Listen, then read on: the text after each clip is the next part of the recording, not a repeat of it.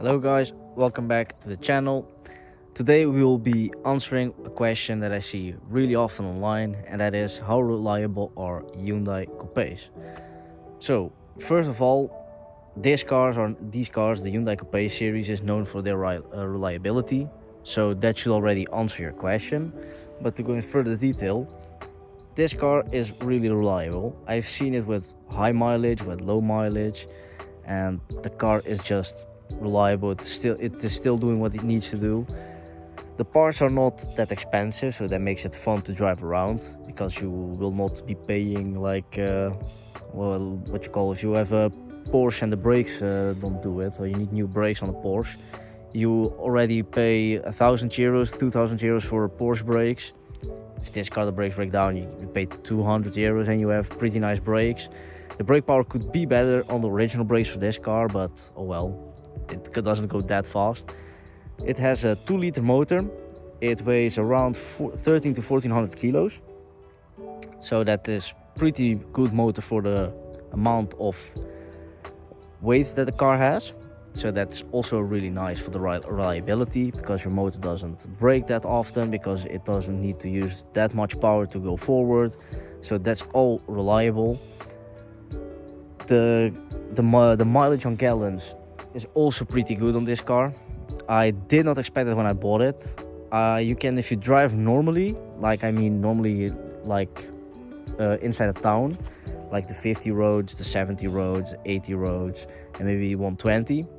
And if you drive it normally, I can assure you that you can do 600 kilometers on one full tank.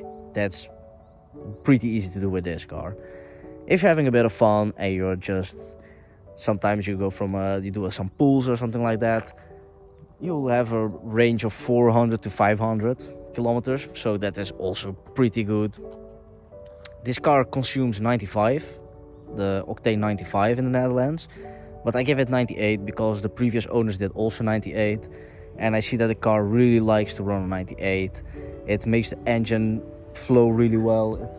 It makes the car feel a lot better. So that is really something to keep the reliability on your car very high. And it is an Asian car, so the parts, as I said, are pretty cheap for this car. And because the parts are so cheap on this car, it makes this car a lot of fun for what you pay. You can have one of these from 2,000 euros to 7,000. That depends on the mileage, on what type of motor it has. It has the V6. Personally, I'm not a really big fan of it, because you have a 2.7 V6 and the specs are atrocious for that motor, if you ask me. Because you have a V6 and you do a 0 to 100 in about 8.5 seconds. That's pretty low if you ask me. It's like really bad actually, by thinking about it. Most of them are automatic transmissions. Then the car is a little bit less fun to drive, because you have a 4-gear transmission, automatic, and I really don't appreciate that. If you have a V6 with a manual gearbox, then it is really fun. Then the car will provide more fun to drive, more reliability. You can also drive it for pretty cheap, because you have the 6th gear. If you drive 120 kilometers an hour, what you drive on a highway, and you put them in 6th gear, it's pretty fun. And one of the things that makes this car really reliable is it doesn't have that much horsepower. It is not the best at 0 to 100. It's not the best at handling. It does have the best grip, but it has the fun factor on it, which makes this car reliable, because if you floor it, it won't break that easy. It's an Asian motor, it's a Korean motor. The motors aren't built for this, for being played with. And this car has one really nice motor. I didn't have a problem with it. From my personal experience, I've driven now about a year this car, and I have really low maintenance costs. You have the average maintenance costs. It doesn't cost like $1,000 to change an oil filter. You have 500 euros for your big checkups. For your small checkups, you get about 250, maybe 300 if nothing is broken. One of my brakes did get a little bit weird lately.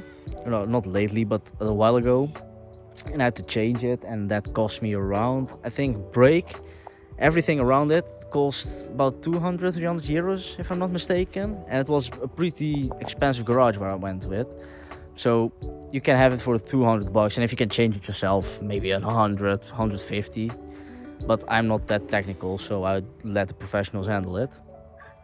But this car is one, if not the most reliable sports car that I know. Personal experience, amazing car, steers very well. You can mold it, that makes the car pretty sick. Look how beautiful it looks in the night light. I really love the design of the car.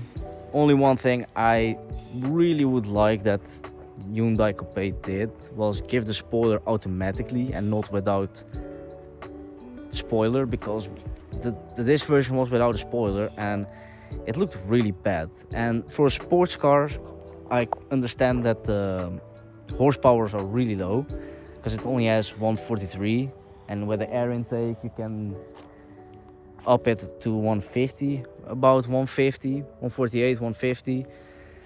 But that's pretty low if you ask me. It doesn't have a turbo, so that is also what makes the car reliable, because without a turbo the motor will drive by itself and not with the help and not with a boost.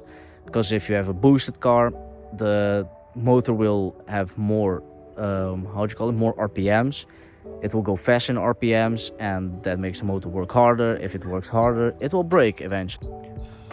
Also, a quick side note, these cars do not have a oil meter, so be sure to check your oil if you drive like 2k kilometers to 5k. Between those numbers, check the oil, because if you don't check the oil, you'll have problems with your car.